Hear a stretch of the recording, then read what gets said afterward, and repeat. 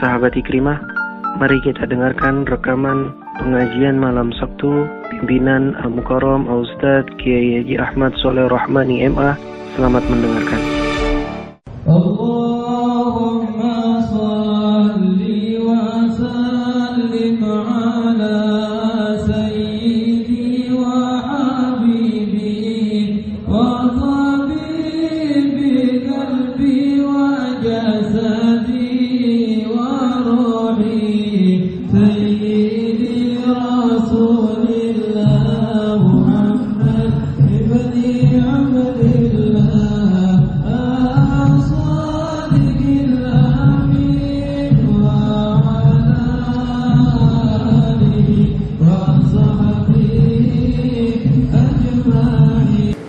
Bismillahirrahmanirrahim. Assalamualaikum warahmatullahi wabarakatuh. Al-Fatihah. Allah subhanahu wa ta'ala yaqtabu alaina al-arifin wa yaj'aluna min al-ulama'i al-amilin kama naqulu yaqinati an Allah yursilu mithla tawabati al-ajinah ila ra'i abaina wa ikhwanina wa ummahatina wa jaddatina wa umumah muslimin muslimat khususan ila arwah al-mu'assisina wal mutabarri'ina li hadzal masjid kama khususan ila arwah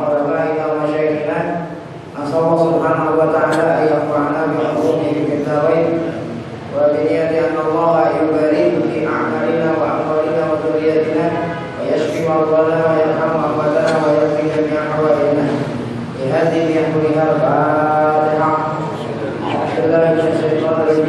Bismillahirrahmanirrahim. Alhamdulillahi rabbil alamin ar-rahmanir-rahim maliki yaumiddin iyyaka na'budu wa iyyaka nasta'in اهدنا الصراط المستقيم صراط الذين أنعمت عليهم غير المغضوب عليهم ولا الضالين. Bismillahirrahmanirrahim. Alhamdulillahi rabbil alamin. Shalatu wassalamu ala asyrafil anbiya'i wal mursalin sayyidina wa nabiyina Muhammad wa ala alihi wa sahbihi ajma'in. Amma ba'd. Yang hormati para guru, para asatidzah, para hadirin jamaah majelis taklim Masjid Jami' Al-Hijabah. Kita bersyukur kepada Allah Subhanahu wa ta'ala yang pada malam hari ini Allah masih tetap melimpahkan kepada kita dengan berbagai macam nikmatnya, sehingga dengan semua itu kita sama-sama dapat kembali hadir mengikuti pengajian. Berharapan semoga kehadiran kita di masjid yang mulia ini tercatat sebagai amal ibadah yang diterima, dosa-dosa kita diampuni, serta pengajian yang kita ikuti Allah jadikan pengajian yang penuh dengan keberkahan, sehingga semua ilmu yang kita kaji menjadi ilmu yang bermanfaat. Amin ya rabbal alamin. Kita lanjutkan bacaan kitab fikih kita di halaman 2, judulnya At-Tayammum. At-Tayammum yaitu tayammum usul Islam. Jadi sebelum membahas tentang tayammum, terlebih dahulu sebagai mukadimah, judulnya usul Islam, kemudahan ajaran Islam. Yusrul Islam, kemudahan ajaran Islam. Jadi aturan Islam, ajaran Islam itu tidak ada yang sulit, semuanya mudah dapat dilakukan oleh kita semua. Alim, kita sama-sama sudah tahu an-wudu'a syartun li sihhatis shalah, bahwa ngambil wudu itu merupakan salah satu syarat sahnya orang sholat. Wudu itu merupakan salah satu syarat sahnya orang sholat. Bahkan bukan hanya sholat, tawaf juga salah satu syarat sahnya orang tawaf juga wudu. Wa masih mushaf paham. Begitu juga menyentuh Al-Quran dan membawa Al-Quran, itu seluruhnya itu pakai wudu bagi orang yang tidak punya wudu. Wal wudu innama yakunu ilman. Nah, sedangkan wudu itu mesti pakai air. Kan wudu mesti pakai air. Illa anal insana qad yata'addaru alaihi isti'maluna. Namun terkadang yang namanya manusia ini terkadang terkadang tidak bisa menggunakan air. Jadi nggak selamanya aja manusia itu bisa menggunakan air buat wudu. Nggak selalu biasa bisa menggunakan air wudu. Sedangkan sholat itu mesti terus menerus dilakukan orang lagi. Ya bagi orang yang mau tawaf mesti pakai wudu, mau menyentuh Quran bawa pakai wudu. Sedangkan air nggak senantiasa ada, nggak senantiasa manusia bisa menggunakan air. Imma pagi ada kalanya nggak bisa menggunakan air disebabkan karena memang nggak ada air sama sekali, mati listrik, belum keburu naikin air kan susah. Kalau waktu zaman dulu ada sumur, atau di tengah-tengah perjalanan memang nggak ada air, atau air ada tetapi jauh. Air ada tapi jauh kan sama seperti nggak ada air juga. Aulimarotin yang namun istimali atau disebabkan karena sakit. Walaupun ada air terkadang manusia sakit. Yang namun istimali dicegah untuk menggunakan air. Kata dokter kita nggak boleh kena air dulu beberapa hari. Nah ini gambaran-gambaran terkadang manusia nggak bisa menggunakan air. Sedangkan dia mau wudu, mau sholat bagaimana itu ya. Nah, famin yusril islami wa samahatihi annahu syara'a hatta yamuwa biturabi. Nah, disinilah kemudahan ajaran Islam. Famin yusril Islam, di antara kemudahan ajaran Islam wa samahatihi, sama kemudahannya ajaran agama Islam. Annahu syara'a tayammum, Islam memerintahkan kita tayammum. Menggunakan apa itu? Bukan air, karena air tadi bisa kita gunakan. Biturabit tahiri, menggunakan debu yang suci, debu yang suci yang bersih. Aywatan ada wudu'i awil ghusl. Nah, sebagai ganti daripada wudu atau daripada mandi. Karena ente nggak bisa menggunakan air buat wudu dan buat mandi, maka gantinya itu air. Tayammum itu kan nggak perlu pakai air, ya. Nah, jadi gantinya wudu, gantinya mandi, langsung aja tayammum. Tayammumnya sama, ya. Ganti wudu sama ganti mandi, tayammumnya sama itu juga, bukan berbeda. Kalau tayammum ganti wudu yang biasa, tayammum ganti mandi berkuling-kuling bukan. Ya tetap saja tayammumnya sama walaupun ganti daripada mandi yang wajib. Nah, diperbolehkan tayammum. Hatta ya yuhramul muslimu min barakatil ibadah.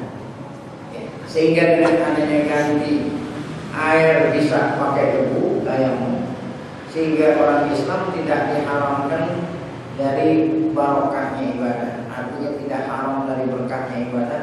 Dalam situasi dan kondisi apapun, tetap saja ibadah itu dapat dilakukan oleh seorang Muslim, walaupun dalam situasi dan kondisi tidak dapat menggunakan air. Tetap saja ibadah bisa dapat digunakan sehingga kita bisa meraih pahala ibadah.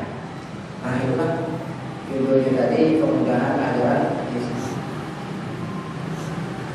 Sekarang makna tayammum, baru kita mulai membahas tentang tayammum. Apa itu tayammum artinya? Wa tayammumu bil lughati al-qasd. Menurut bahasa tayammum itu artinya al-qasd. Apa al-qasd? Menyengaja. Nah, arti menyengaja ya sengaja melakukan perbuatan. Nah, itu namanya tayammum al-qasd. Yukul di dalam bahasa Arab dikatakan tayammum tulan. Ini ada kata-kata tayammum tulan. Nah, ini menurut bahasa tayammum tulan artinya qasadu. Saya sengaja dari jauh itu mau datang ke rumahnya. Nah, itu namanya tayammum. Tayammum tulan. Saya sengaja mendatangi si fulan. Ya, saya sengaja dari rumah mau rumah ke fulan, rumah si fulan. Itu namanya tayammum fulan, air kosong itu menurut arti bahasa. Namun yang kita maksud di sini at-tayammum syar'i. Tayammum menurut syariat atau menurut ilmu fikih yang kita maksud apa itu tayammum. isol turobin mahubrin lil wajhi wal yadaini biniyatin wa ala wajhin maksus. Nah ini pengertian tayamum, definisi tayamum yang kita maksud. Tayamum menurut agama, menurut syariat, menurut ilmu fikih, menyampaikan isol, menyampaikan turobin mahub, debu yang suci, bukan air yang suci, debu yang suci yang tidak kecampuran dengan barang najis dan tidak kecampuran juga dengan barang yang lain. Sampai ini kemana? Lil wajhi wal yadaini. Kita sampai pakai tangan kita ke muka dan kedua tangan, ke muka dan kedua tangan. Jadi pukulan pertama nanti untuk muka, pukulan kedua kita sampai di tubuh yang nempel di telapak tangan kita sampai nempel dua tangan. Biniyatin diawali dengan niat karena ibadah. Wa ala wajhin maksus dengan cara yang khusus. Nanti ada cara ya. Nah ini baru hanya sekedar pengertian. Jadi tayamum itu ialah menyampaikan debu yang suci disampaikannya itu ke muka dan kedua tangan dengan cara yang khusus. Nanti akan diterangkan ya, definisi ini secara terperinci. Dalil masyru'iyyatihi al-kitab wa sunnatu. Dalil diperintahkannya kita tayamum ketika kita tidak sanggup menggunakan air mau untuk mau mandi. Mana dalilnya? Al-kitab wa sunnatu. Dalilnya ada langsung dari ayat suci Al-Quran dan hadis Nabi. Amal kitabku adapun dalil dari Al-Quran faqauluhu ta'ala, yaitu firman Allah Ta'ala. Ini di dalam suratul Nisa ayat 43. Allah berfirman, wa in kuntum marḍā aw 'alā safarin aw jaa'a ahadun minkum minal gha'iti aw lamastumun nisaa falam tajidu ma'an fatayammamu sha'idan thayyiban famsahu bi wujuhikum wa aydikum minhu. Allah berfirman, in kuntum marḍā, jika kamu sakit, ada air tetapi dilarang dokter menggunakan air, namanya sakit. Aw 'alā safarin, atau kamu di tengah-tengah perjalanan. Biasanya kalau orang di tengah perjalanan kagak ada air. Aw jaa'a ahadun minal gha'it, sedangkan kamu baru pulang dari buang air. Kan kalau orang baru pulang dari buang air berarti udah batal dulunya. Baru pulang buang air lagi udah batal dulu. Sedangkan air nggak ada, atau badannya sakit tidak boleh bisa menggunakan air. Malam tadi rumah, sedangkan kamu nggak ada air. Mata yang mau sha'idan thayyiban, maka tayamumlah kata Allah menggunakan sha'idan thayyiban. Apa sha'idan itu? Turuban, menggunakan debu thayyiban yang keluar dari yang suci.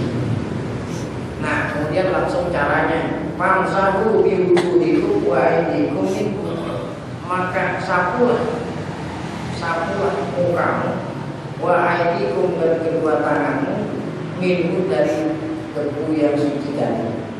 Nah itulah firman Allah yang menjadi dasar dan dalil diperintahkannya tayamum saat kita batal wudu atau punya janabah mau mandi sedangkan nggak bisa menggunakan air. Nah disebut tayamum atau ini sudah jelas dalilnya dari firman Allah. Adapun dalil dari hadis Nabi banyak. Di antaranya di sini qaulul Rasul wa ju'ilat lanal ardu kulluha masjidan.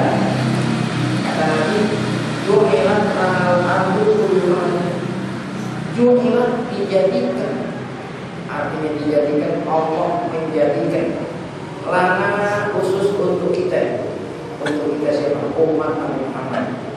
Allah jadikan khusus untuk kita umat Muhammad. Allah jadikan bumi itu, tanah itu semuanya bisa digunakan buat tempat sholat. masjid itu tempat sujud.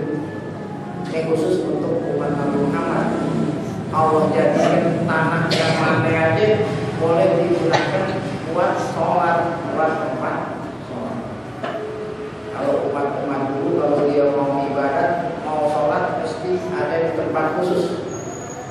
Kalau orang Yahudi namanya soma. Ya, kalau orang Kristen namanya kanisa, gereja, tempat ibadahnya. Ya. Nah, kalau umat Islam masjid. Nah, masjid di mana aja bisa. Ya.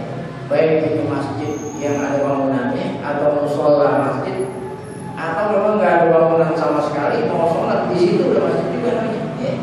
Nah, itu keistimewaan umat Nabi Muhammad, diperbolehkan sholat di mana aja dia berada, di situlah dia sholat, masjidnya ada di situ. Itu satu. Nah, sekarang yang berkenaan dengan tayamum, wajib ilat turbatuna lana qaulullah. Nah, yang berkaitan dengan masalah tayamum, Allah menjadikan turbatuna.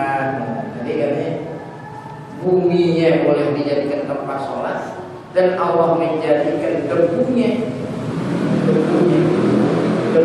debu bumi. Ya. Lana khusus bagi kita juga, Allah menjadi alat pembersih. Nah, maksudnya alat pembersih di sini buat tayamum. Kita mau jadi derma kalau memang kita nggak jumpai. Nah, itu kapan kita tayamum kalau memang tidak ada api. Ini satu riwayat Imam Muslim. Baik, kita sudah tahu apa artinya tayamum. Demikian juga dalil diperbolehkannya kita tayamum. Nah, sekarang kita melanjut kepada asbabut tayamum. Ya, artinya apa? Sebab-sebab yang memperbolehkan orang tayamum. Jadi walaupun tayamum itu disuruh, enggak semata-mata langsung boleh. Ada sebab-sebabnya. Salah satu di antara sebab ini ada amakinya, barulah kita boleh tayamum. Apa saja sebabnya orang tayamum?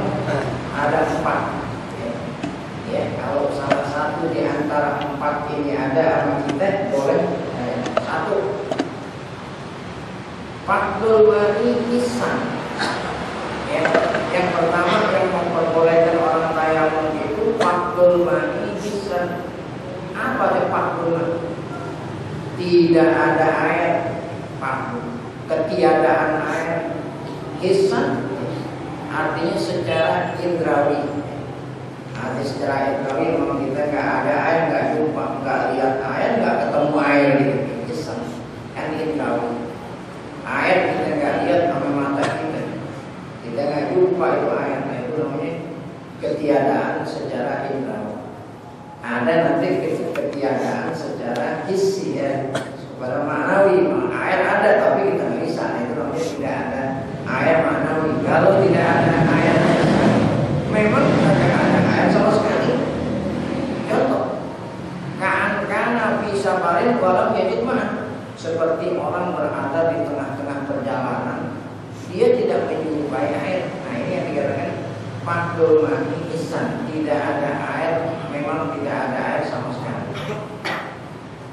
Au fardhihi syar'an, atau tidak ada air bukannya isan tapi syar'an. Menurut syariat orang itu sama seperti tidak punya air. Seperti mana itu? Ada air tetapi seakan-akan enggak ada air. Maksudnya wa dzalika kana ma'lumun, seperti orang ada air. Walakinahu yahtaju ilaihi lisyurbi, tetapi dia sangat perlu untuk minum. Ya. Dia punya air segelas air buat cukup. Tapi dia sangat haus. Seandainya dia gunakan air buat cukup, dia haus. Nah, apakah air itu digunakan buat minum? Enggak usah itu. Nah, itu sama seperti orang nggak ada air. Kalau memang ada air, tetapi dia sangat butuh untuk minum. Nah, itu sama seperti orang nggak punya air. Ini bedanya antara tidak ada air hisan dengan tidak ada air syar'an. Kalau tidak ada air hisan, memang air nggak ada sama sekali. Kalau tidak ada air syar'an, ada air, tetapi air ini ya digunakan buat minum, baik buat minum buat dirinya atau untuk keluarganya atau binatang yang memang kehausan. Nah itu wajib kita kasih air buat binatang yang haus. Kita nggak usah untuk kan. Nah ini firman Allah tadi, malam tajibu ma'an fatayamum. Kalau yang udah tadi bolehlah tayamum. Wal muhtaju ilaihi li syurbihi wa nahwihi fi hukmil maqbuli bin nisbati li tawar. Wal muhtaju ilaihi li syurbihi, makhluk yang memerlukan air untuk minum, wa nahwihi dan seumpama minum, fi hukmil maqbul itu sama hukumnya seperti nggak ada air. Jadi air yang dibutuhkan untuk diminum oleh makhluk, nah itu sama seperti hukum nggak ada air. Bin nisbati lil taharah untuk kita bersucinya. Jadi kalau orang mau sholat kan disuruh bersucinya dengan air. Ada air, tapi diperlukan buat makhluk yang minum di kehausan, itu sama seperti orang nggak ada air. Nah, dalam hal ini diperintahkan untuk tayamum. Nah ini sabab yang pertama. Judulnya betul jawab pertama, orang boleh tayamum. Kagak ada air, baik nggak ada sama sekali atau ada, tetapi air itu sangat dibutuhkan untuk minumnya makhluk yang bernyawa. Yang kedua, yang boleh orang tayamum, bukdul ma'i anhu, artinya bukdul ma'i anhu, jauh air dari dia. Air itu jauh dari dia, saya mau untuk, tapi air itu jauh. Fa'idakana bimakanin lama api, seseorang berada di tempat yang tidak ada air. Wa bainal ma'i masafatu fawqi nisfi farsa. Dia tempat dia berada tidak ada air, tetapi air itu adanya di mana ya? Antara dirinya dengan tempat air masafatu fawqi nisfi farsa. Antara dia dengan tempat adanya air melebihi dari setengah farsah. Apa itu setengah farsah? Air ma yusawi aktsar min kilowain mitrin wa nisfi kilometer. Antara dia dengan air itu jaraknya 2,5 kilo. Antara dia dengan tempat air 2,5 kilo. Nah, itu sama seperti setengah farsah. Karena satu farsah itu 5 kilo. Kalau setengahnya kan 2 kilo. Saya mau air sini kan, ada airnya jauh teman, lebih dari 2,5 kilo. Nah itu boleh ya. Ini sama seperti kan garamnya. Fa'in lalu ia tayamum, maka orang yang berada di tempat tidak ada air seperti tadi boleh tayamum. Wala yajibu alaihi ayas'a ilama, tidak wajib baginya dia jalan mana tuh ya, menuju tempat air yang tadi katanya jalannya lebih dari mana? 2,5 kilo. Nggak wajib dia ke sana. Kenapa? Lil masyaqqah. Kenapa? Masyaqqah. Ya. Kalau jalan 2 kilo masyaqqah, nah itu nggak wajib jalan. Ambil air buat cukup di mana dia berada, tayamum. Nah itulah sabab yang kedua yang memperbolehkan orang tayamum. Ada air tapi jauh. Nah sekarang yang ketiga, ta'adzur isti'malil ma'.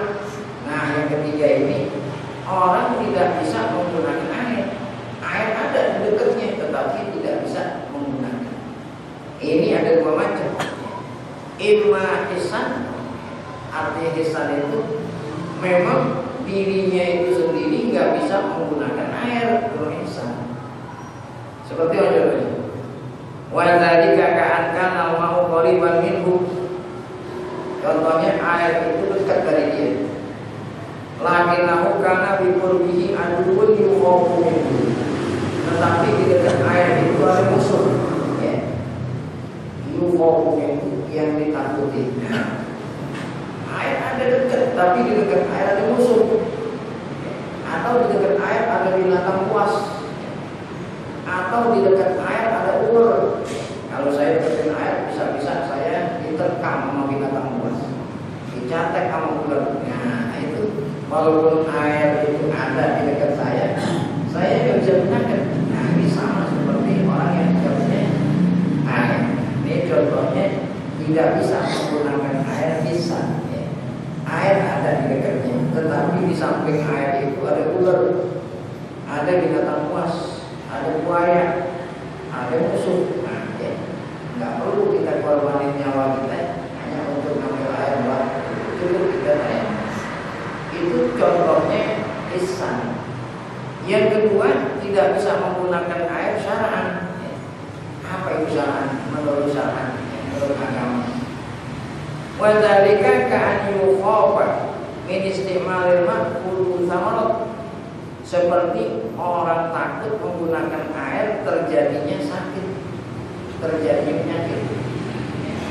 Jadi kata dokter untuk beberapa hari nggak boleh menggunakan air dulu, sebab kalau kita pakai air buat wudhu bisa-bisa nanti penyakitnya bertambah, sakitnya kambuh, lama sembuh dengan sebab karena air. Padahal air ada. Nah ini juga boleh tayamum. Wudhu semua kalau kita pakai air akan menimbulkan penyakit. Au ziyadatu atau tambah penyakit. Ya. Au apalagi ta'akhuru syifa. Jadi lama sembuhnya gara-gara pakai air. Nah itu juga boleh tayamum. Tapi hadil halati ya tayamum. Dalam hal seperti ini boleh tayamum. Apa itu? Yang pertama, kalau pakai air takut timbul penyakit. Yang kedua, atau nambah penyakit atau lama sembuh. Ada 3 macam dari itu. Dalam hal-hal seperti ini boleh tayamum. Wala yajibu alaihi istimalul ma, tidak wajib untuk atau mandi menggunakan air. Ini ada kisah yang sangat menarik. Kisah bahasa Arabnya kisah. Kalau bahasa ini cerita kisah yang sangat menarik. Di qauli sallallahu kena sabda Nabi sallallahu billadzi sajjarasu pada salah seorang sahabat yang kepalanya luka. Summa kita salah, kemudian dia mandi pamata, kemudian lalu meninggal dunia. Ini kisahnya itu singkatnya begini.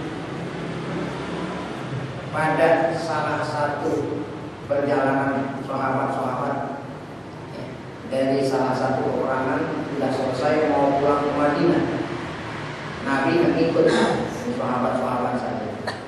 Nah, pada suatu malam istirahat di suatu tempat, mau pulang ke Madinah, istirahat dulu di suatu tempat malam-malam, tidur di situ. Ya.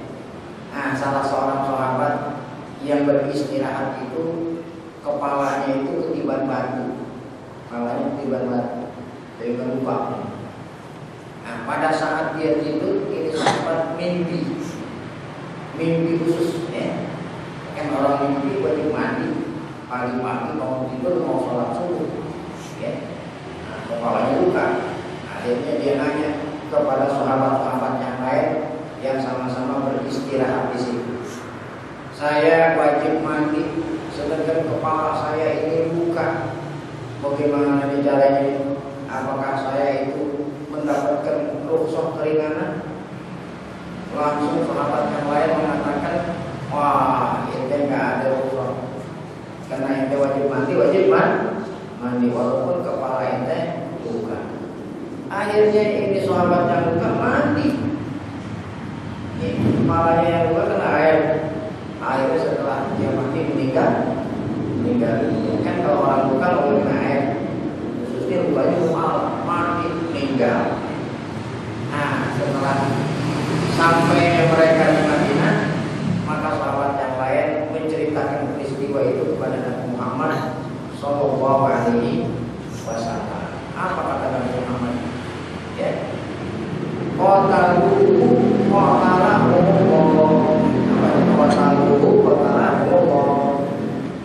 orang yang ngajarin suruh mandi tadi itu telah membunuh. Ya. Orang yang ngajarin tadi suruh mandi dengan sebab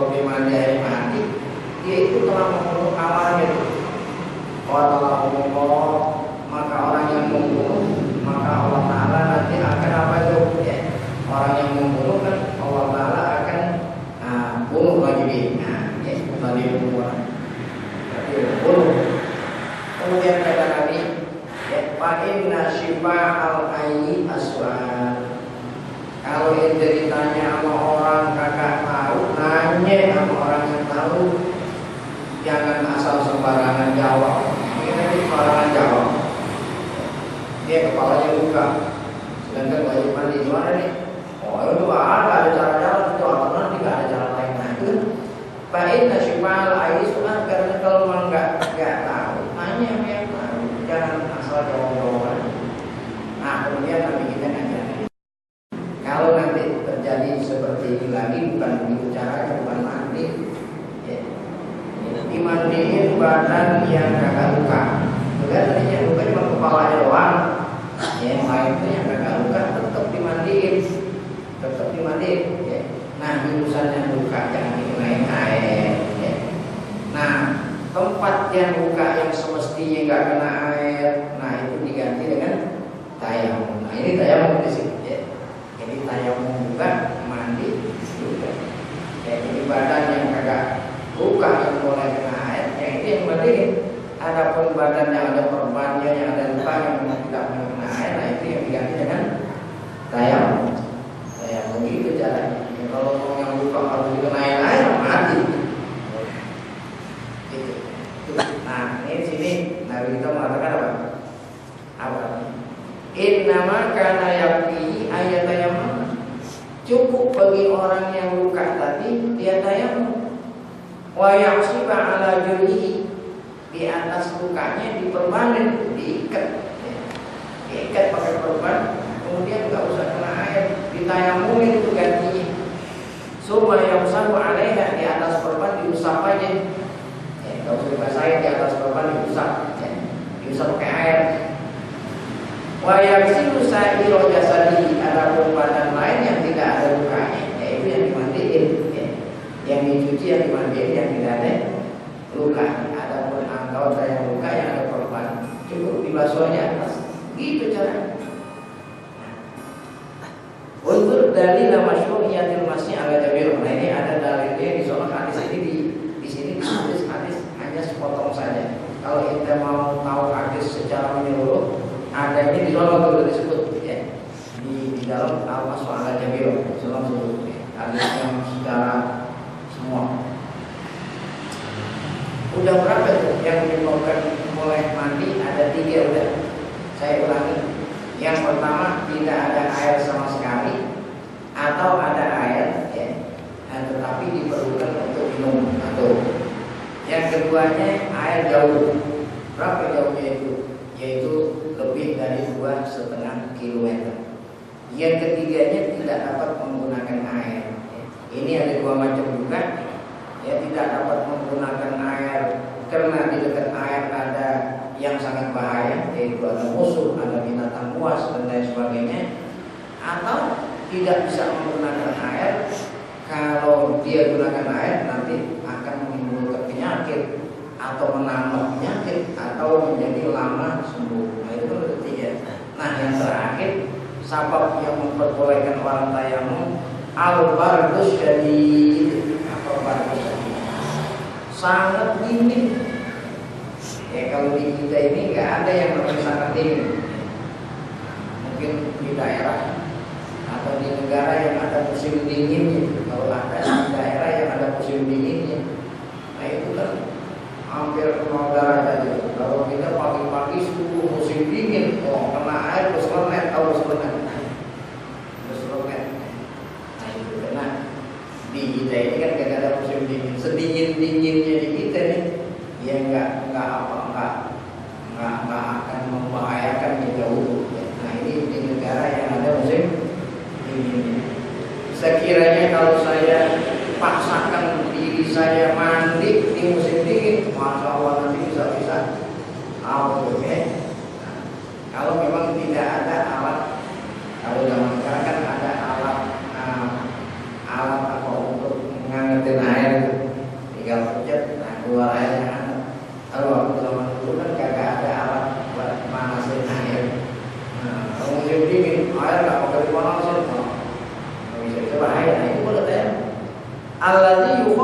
mahfuz timaluna. Ya, takut menggunakan air kalau musim dingin. Walam yakdar ala taskini, dia tidak mampu untuk manasin. Kalau memang masih mampu panasin dulu diangkat, nah itu tidak boleh tayamum. Kalau bisa panasin dulu, tidak bisa manasin, nah baru tayamum. Ini ada kisah di anna Amr bin As, bukannya Umar, Amr bin As. Tayammama an janabah, pernah Amr bin As mandi junub li khawfil halak min al-bardi, karena takut mati disebabkan karena sangat dingin. Allah bisa kalau saya mati udah mati ya. Wa aqarrahun nabi, nah, kemudian nabi kita ya apa aqarrahnya tidak apa namanya mengingkari. Nabi kita tahu yang dilakukan oleh Amr bin As, dia tayamum karena takut mandi sangat dingin. Nabi kita akui, tidak diingkari oleh Nabi. Ini namanya takriri ya. Rawahu Abu Dawud wa shahhahahu Hakim wa Hibban.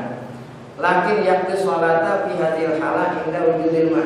Khusus untuk sebab yang keempat ini disebabkan karena sangat dingin, wajib mengqadha sholat. Kalau yang lain-lain dari itu tidak wajib mengqadha. Nah, kalau yang keempat ini disebabkan karena sangat dingin, wajib mengqadha sholat nanti kalau sudah bisa menggunakan air. Ya. Nah, itulah sabab-sabab yang memperbolehkan orang tayamum. Ada berapa itu? Ada 4. Jadi sabab ini tidak perlu 4-4-nya ada. Satu di antara 4 ada pada diri seseorang, maka orang itu sudah boleh tayamum. Selesai, kemudian kita lanjutkan syarat itu tayamum. Ini kan sabab. Nah, sekarang syarat tayamum. Orang tayamum ada syaratnya. Satu, al-ilmu bidukhulil waqti. Yang pertama syaratnya orang tayamum sudah masuk waktu. Berbeda orang wudu. Kalau orang wudu ini mau sholat maghrib, ya, nah, walaupun belum azan sudah boleh. Mau sholat isya, walaupun belum isya sudah boleh. Tapi kalau tayamum itu nggak boleh. Ya, tunggu dulu masuk waktu. Nah itu baru tayamum.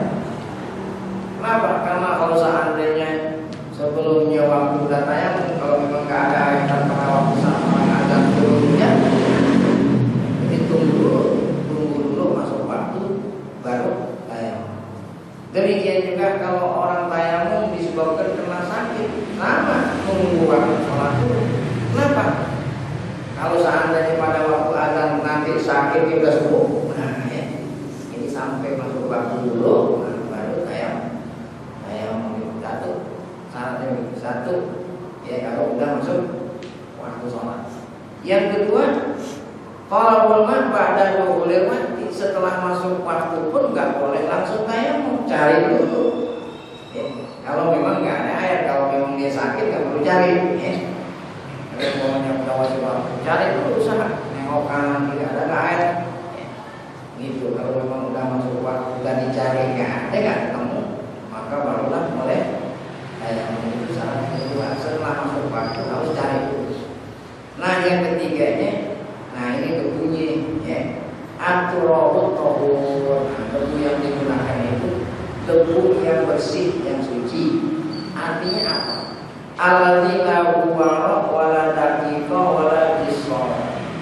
Debu yang tidak kecampuran dengan terigu, ya, tidak campuran dengan semen. Ya. Debu yang murni, ya. Debu yang murni, debu tanah itu. Ya. Kalau debu itu kan yang kering, yang halus. Ya. Jadi yang kering, yang halus, yang tidak campuran dengan apa-apa. Nah, itu yang boleh digunakan buat tayamum.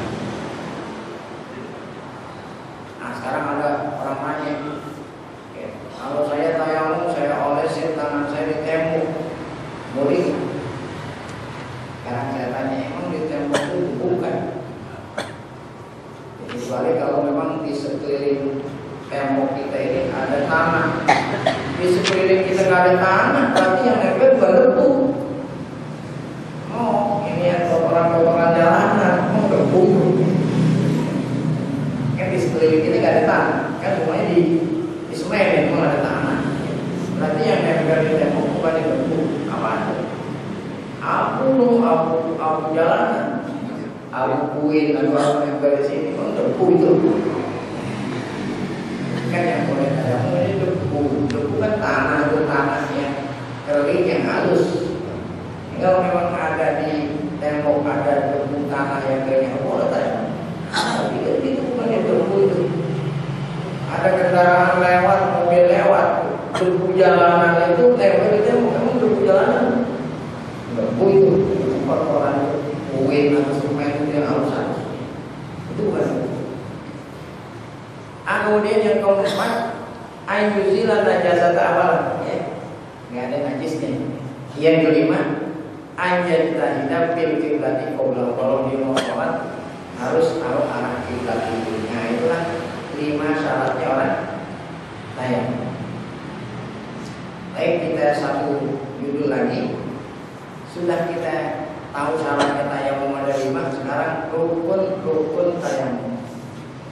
Kalau orang mau tayamum harus tahu rukunnya apa. Rukunnya tayamum ada 4. Yang pertama niat. Orang tayamum itu rukun yang pertama niat.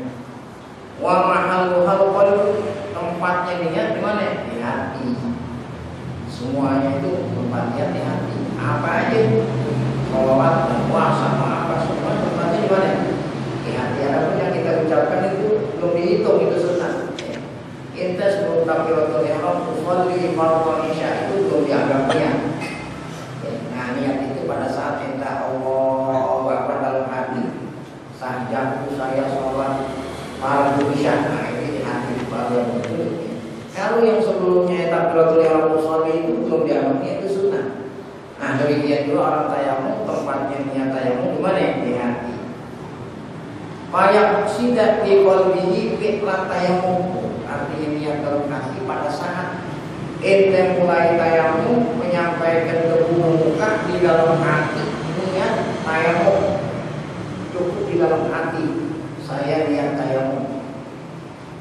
Wa yusannu ayatal qadha bi lisani. Tapi sunat diucapkan di lidah. Bagaimana itu ucapan lidah? Sehingga nanti pada saat tayamum kita terjemahkan apa yang telah kita ucapkan tadi. Nawaitu istibahata sholat. Nah itu dia tayamum seperti itu. Bukannya nawaitu lokal hadasil asghar. Kalau orang yang itu kan nawaitu lokal hadasil asghar.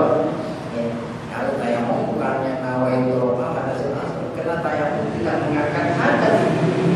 Dia hanya sekedar memperbolehkan orang sholat. Jadi niatnya benar. Nawaitu istibahata sholat. Apa itu arti? Di dalam hati saya niat melakukan perbuatan yang memperbolehkan saya sholat. Bukannya nawaitu lokal hadasin. Atau tayamum nggak hadas, hanya memperbolehkan. Jadi gimana niatnya? Nawaitu istibahata sholat, bahasa Arabnya.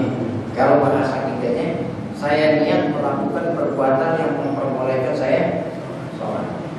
Au fardhu sholat, atau yang memperbolehkan sholat fardu. Au nafiha, atau yang memperbolehkan sholat sunnah. Ini kan sholat ada yang fardu, ada yang sunnah. Kemudian apa? Wa nahu dzalik, dan seumpama itu lima yaqsidu bilahu, dari apa saja yang ia maksud ngerjain. Kan orang tayamum maksudnya macam-macam. Ada orang maksud tayamum ingin sholat fardu, ada orang tayamum ingin sholat sunnah, ada orang tayamum ingin tawaf, ya. Ada orang tayamum ingin memegang Al-Quran pada itu, atau membawa nah di dalam hati itulah ente niatin. Mau ngapain itu? Mau sholat, berarti niatnya saya ngerjain perbuatan yang memperbolehkan salah sholat. Mau tawaf, saya niat ngerjain perbuatan yang memperbolehkan saya tawaf. Mau pegang Quran, saya niat mengerjakan perbuatan yang memperbolehkan saya pegang. Rukun yang kedua, mashu wajhihi wa yadaihi. Rukun yang keduanya adalah menyapu, ya, muka dan kedua tangan ilal mirfaqaini, sampai sikut. Jadi kita berbeda dengan mazhab Malik. Ada orang tayamum hanya pergelangan tangan doang digituin. Nah itu bukan mazhab Syafi'i. Ya, mazhab Syafi'i itu sama seperti orang wudu. Ya, debunya itu sampai kemana? Kedua sikut itu, mirfaqain. Bagaimana caranya? Nah, caranya nih. Wa dzalika bi ayyadriba bi kaffaihi ala turab. Caranya seseorang mau tayamum itu mukul dengan kedua belah telapak tangan di atas debu yang halus, dipukul. Gitu. Yadriba itu pukul dulu. Dua-duanya dipukul ya. Setelahnya itu apa itu ya? Allazi lahu gubar. Debu yang halus, yang kering. Kemudian wayamsahu bihima jami'a wajhi. Pukulan yang pertama digunakan untuk menyapu seluruh muka. Nih telapak tangan dua-dua saya ini udah nempel debu yang halus.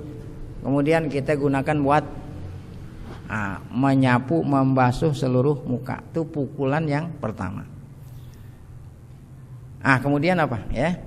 Wa yadribu biyadaihi saniyatan ala turab. Pukul lagi untuk kedua kali ya, mukulnya dua kali. Yang kedua kalinya sama seperti tadi dua-duanya. Nah yang keduanya ini digunakan buat apa? Yamsahu bihima yadaihi ilal mirfaqain ya.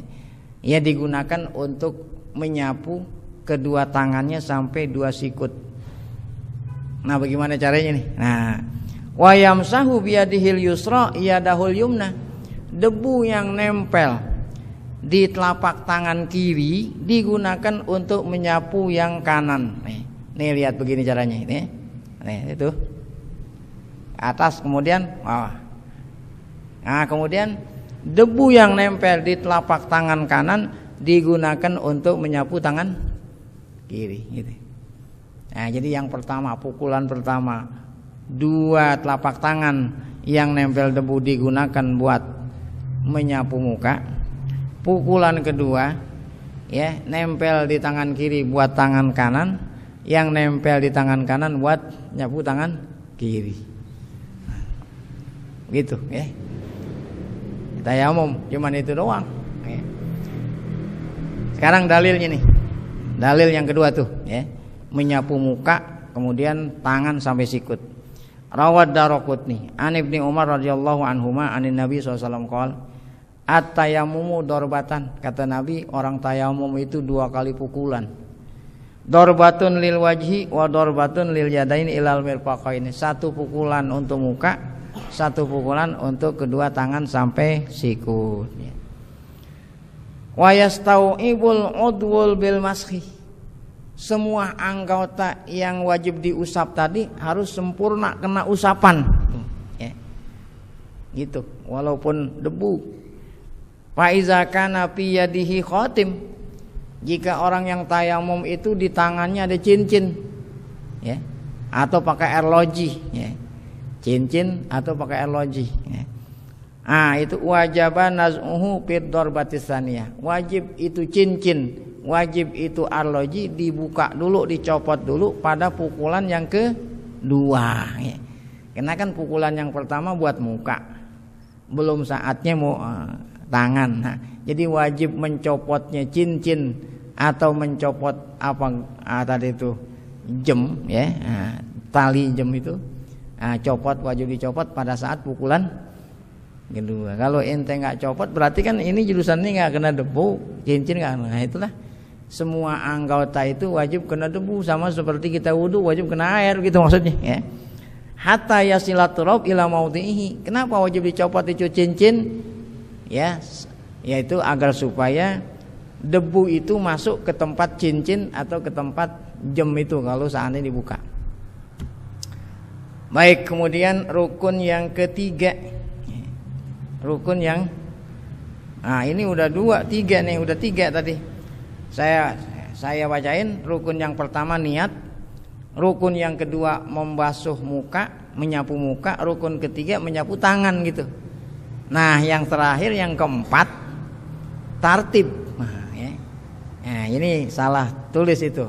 Nomornya di sini 3 bukan 3, 4. Yang ketiga itu menyampaikan debu ke tangan. Yang pertama, yang keduanya niat. Yang pertama niat, yang kedua menyapu muka, yang ketiga menyapu tangan, yang keempat tartib. Apa arti tartib? sesuai dengan urutan ya. Ala hadzal syaklil ladzi dzakarna, atas bentuk dan cara yang telah kita sebut tadi. Maksudnya muka dulu, setelah itu baru apa? Tangan. Li anna tayammuma badalun anil wudu. Kenapa mesti tartib? Karena tayamum itu kan gantinya wudu ya. Sedangkan wudu itu tartib, maka gantinya juga mesti apa? Tartib. Masa iya antara ganti sama yang digantiin berbeda ya. Karena wudu itu mesti tartib, muka dulu baru tangan, maka gantinya wudu juga mesti apa? Mesti tartib juga, sama tuh ya. Wa tartibu ruknun fil wudu. Tartib itu rukunnya wudu. Fahuwa ruknun fi badalihi ya. Maka tartib itu rukun pada badalnya wudu, maksudnya gantinya wudu mimbabi aula ya. Nah, jadi karena tartib itu salah satu rukun wudu, maka gantinya juga mesti apa? Mesti tartib mimbabi aula, apalagi gantinya ya. Apalagi gantinya wajib tartib, wudunya aja wajib tartib, apalagi gantinya gitu ya. Nah, dengan demikian ya berakhir tentang apa tuh? Rukun-rukun tayamum. Insyaallah pada pengajian akan datang akan kita lanjutkan sunat-sunat tayamum. Jadi ada rukun, ada syarat, ada rukun, ada. Jadi malam hari ini yang kita kaji yang pertama mengenai makna tayamum. Yang kedua dalil ya diperbolehkannya tayamum. Yang ketiganya sebab yang memperbolehkan orang tayamum. Kemudian syarat-syarat tayamum, yang terakhir baru saja tentang rukun-rukun tayamum. Sisanya itu nanti sunat-sunat tayamum dan yang membatalkan tayamum. Jadi tinggal 2 poin tentang tayamum, insyaallah akan kita selesaikan pada pengajian kita yang akan datang. Nah, seperti biasa sebelum kita tutup dengan doa, dipersilakan bagi yang ingin bertanya.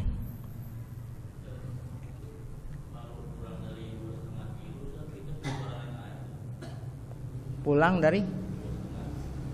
Hah? Iya. Iya. Kurang. Oh, nggak boleh ya. Kan minimal 2,5 kilo ya. Jadi yang memperbolehkan orang tayamum kalau jarak air itu jauhnya lebih dari 2,5 kilo. Jadi artinya lebih dari 2,5 kilo. Kalau kurang dari 2,5 kilo, maka wajib kita maranin air. Kan syaratnya itu lebih dari 2,5 kilo.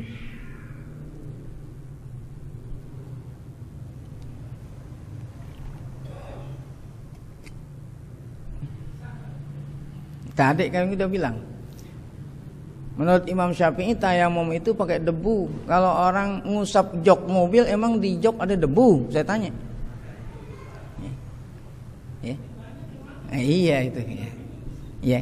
Jadi banyak jangan kita ikutin gitu ya.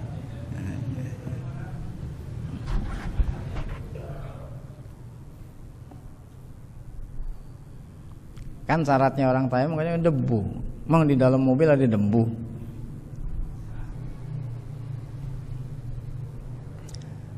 Sebelum kita tutup, ada yang perlu saya terangkan. Ada orang yang tidak paham ya. Contoh umpamanya orang yang haji atau umroh naik pesawat terbang mau tayamum, kan menurut mazhab Syafi'i harus membawa debu itu agar supaya nanti di atas pesawat ya tayamumnya pakai debu, bukan ngolesin apa tadi tuh ya, ngolesin tangannya di jok pesawat atau apa. Jadi harus bawa debu. Orang yang tidak paham dia akan mengejek kepada kita. Ngejeknya gimana? Kalau seandainya orang di pesawat tayamum mesti bawa debu, maka pesawat harus ngangkutin debu berkarung-karung katanya gitu. Kan ngejek namanya itu ya. Nah itu berarti orang itu nggak paham ya. Apanya maksudnya nggak paham? Debu yang digunakan buat tayamum itu yang mustakmal itu yang udah pernah dipakai. Berbeda dengan air ya. Kalau air ente udah pernah kobok, tahu kobok ini? Air kurang dari 2 kula, ente kobok berarti mustakmal, udah nggak bisa digunakan. Itu kalau air. Tapi debu itu yang mustakmal itu bukan yang udah habis kita apa tadi itu? Pukul. Setelah saya pukul bisa digunakan lagi, nggak mustakmal. Yang mustakmal itu yang udah nempel di sini, ya. Yang udah pernah nempel di muka, yang nempel di tangan, rontok, nah itu yang mustakmal. Namun yang sisa kita debu, yang kita pukul, nah ini nggak mustakmal. Jadi orang satu pesawat, walaupun bawa satu selampe, tahu selampe nih, walaupun orang di pesawat membawa debu satu selampe, bisa digunakan orang satu pesawat, karena nggak mustakmal, ya. Berbeda dengan air, ya.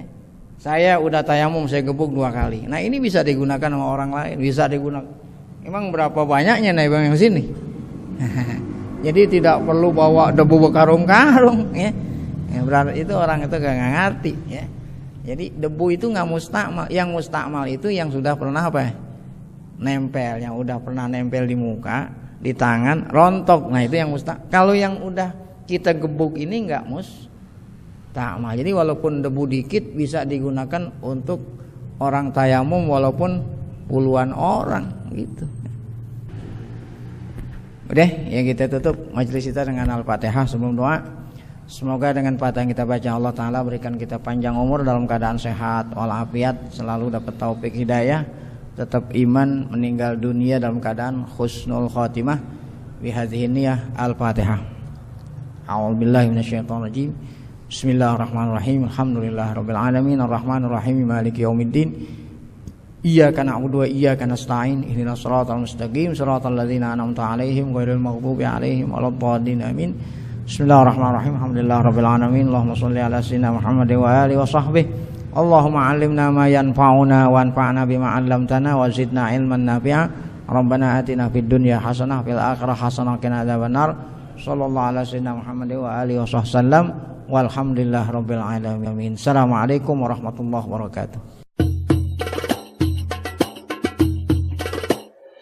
Sahabat Ikrimah, demikian rekaman pengajian malam ini. Semoga rekaman ini dapat bermanfaat. Terima kasih.